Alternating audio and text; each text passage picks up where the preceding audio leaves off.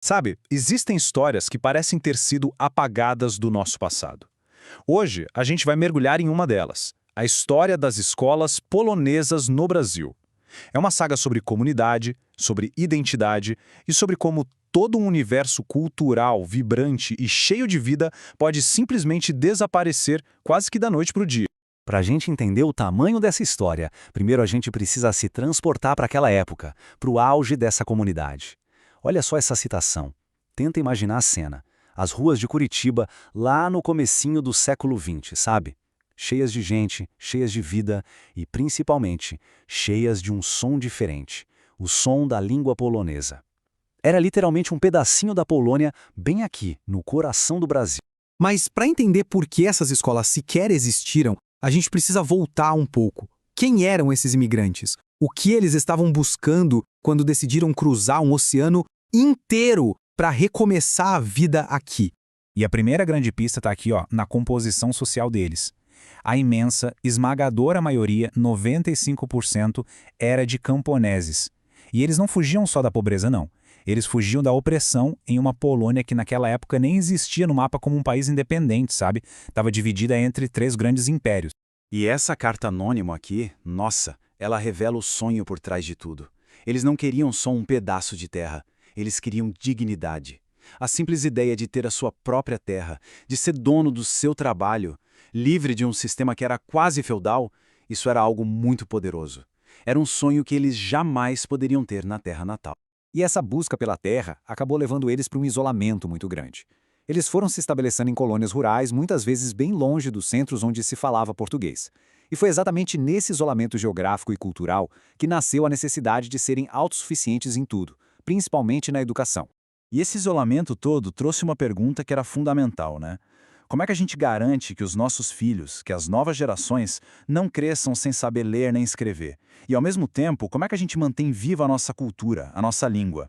Essa era a grande questão que cada colônia tinha que resolver. Não dava para esperar escolas do governo, elas simplesmente não chegavam lá. A resposta não ia vir de fora, tinha que vir de dentro, da própria comunidade. Eles precisavam criar a própria solução do zero. E a solução que eles encontraram foi impressionante, era totalmente comunitária. Pensa só, a igreja e a escola eram as primeiras coisas que eles construíam, o verdadeiro centro da vida na colônia. O professor não era um funcionário público, era um vizinho. Muitas vezes era um agricultor que sabia ler um pouco melhor que os outros e que parava o trabalho na roça por algumas horas para ensinar as crianças. A sala de aula podia ser um galpão simples e improvisado, mas era ali que se aprendia o básico para não se tornar um analfabeto. E o pagamento do professor quase nunca era em dinheiro, porque dinheiro era raro. O pagamento era em produtos, um saco de batatas, umas galinhas, um pouco de farinha. Era um sistema que funcionava na base da confiança e da ajuda mútua. E o tamanho desse esforço coletivo é de cair o queixo.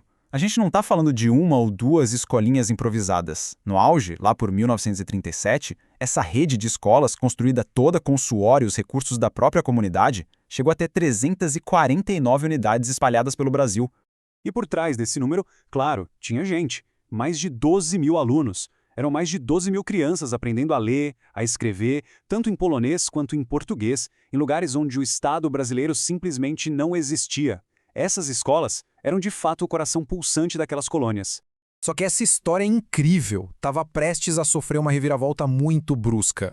Enquanto essa rede de escolas florescia, lá no cenário nacional, uma onda de nacionalismo autoritário crescia no Brasil de Getúlio Vargas. E esse mundo construído pelos imigrantes estava com os dias contados.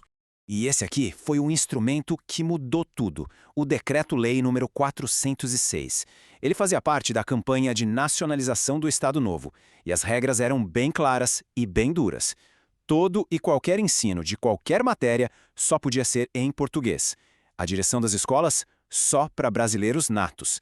E aí, para fechar, o golpe de misericórdia. Ficava proibido ensinar qualquer língua estrangeira para crianças. A aplicação da lei foi imediata e implacável. Não teve um período de adaptação, não teve conversa, foi um choque, um corte abrupto para centenas de comunidades que dependiam daquelas escolas. E o resultado foi esse, o silenciamento completo. Aquelas 349 escolas, que eram o coração da vida cultural e educacional das colônias, foram forçadas a fechar as portas. O som das crianças aprendendo, fosse em polonês ou em português, simplesmente parou. E aqui vem a parte mais trágica da história. O governo não colocou nada no lugar. Em muitas dessas regiões, as comunidades ficaram esperando 15, às vezes 20 anos pela chegada de uma escola pública. Isso significa que uma geração inteira cresceu condenada ao analfabetismo. O vazio deixado por aquelas escolas comunitárias nunca foi preenchido. Mas a gente sabe que a cultura é teimosa, né? Ela resiste. O que aconteceu com essa comunidade depois que tiraram as escolas dela? Como é que uma identidade sobrevive quando sua principal instituição é arrancada à força? Com o tempo, é claro, o processo de assimilação acelerou. E a gente pode ver isso na própria forma como a comunidade se descrevia. Eles deixaram de ser poloneses no Brasil para se tornarem a comunidade brasileiro-polonesa.